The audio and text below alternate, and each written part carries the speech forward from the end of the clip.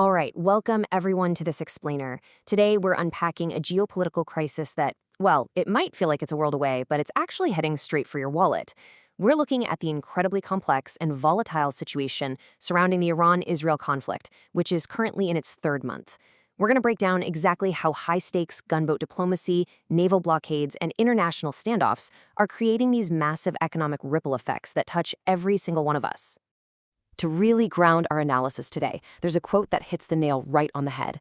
Maleeha Lodhi, the former ambassador to the US, UK, and UN, said, "Wars are easy to start, but hard to end." It's just a brilliant observation, and it perfectly captures the fragile truths we're looking at today.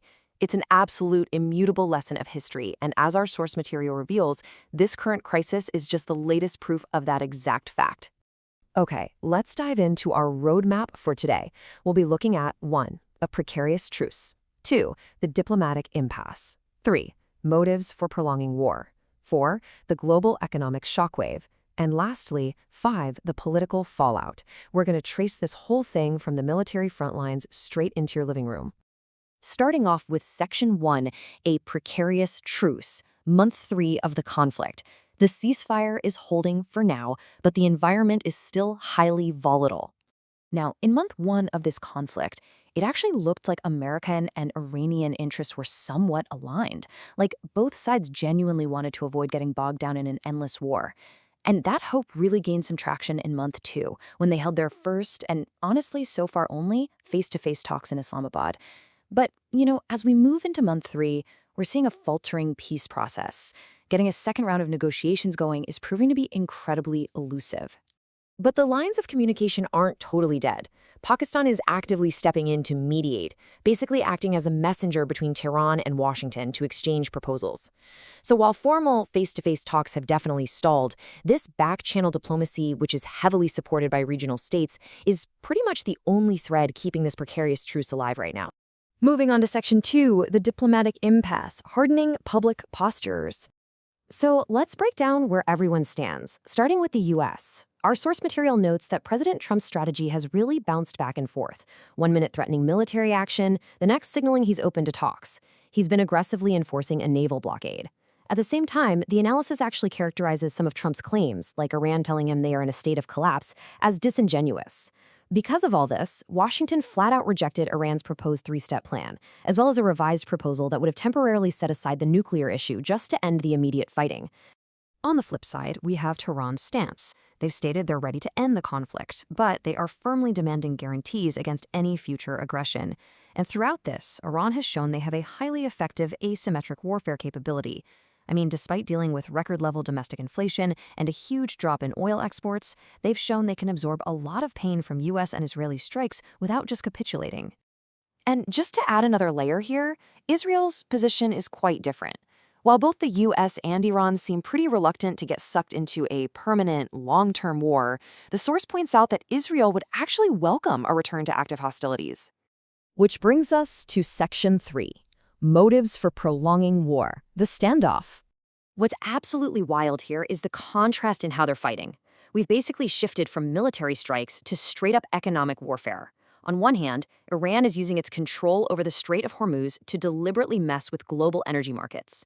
On the other hand, the US is relying on an aggressive naval blockade.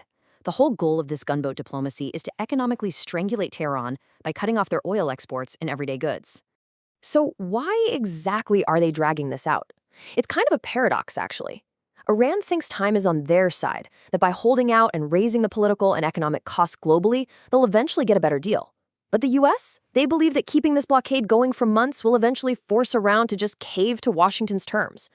Because they are operating on totally conflicting timelines and these super rigid strategies, a prolonged grinding standoff is practically guaranteed. Now, Section 4. The global economic shockwave, from geopolitics to your wallet. This is where it gets real for us. Our source material literally calls the current turmoil in the energy markets the biggest oil supply shock in history. Think about the sheer scale of that for a second.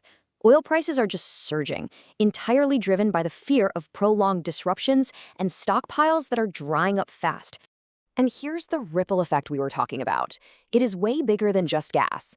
Global supplies of things like fertilizer, helium, aluminum, and even petrochemicals are being severely disrupted.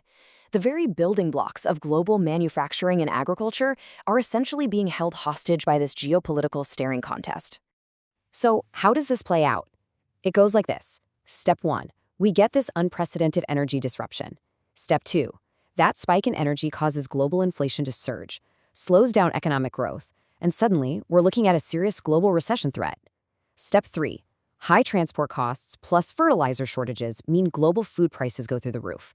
A UN report cited in our source states this will tragically drive millions into poverty, with the global south getting hit the absolute hardest.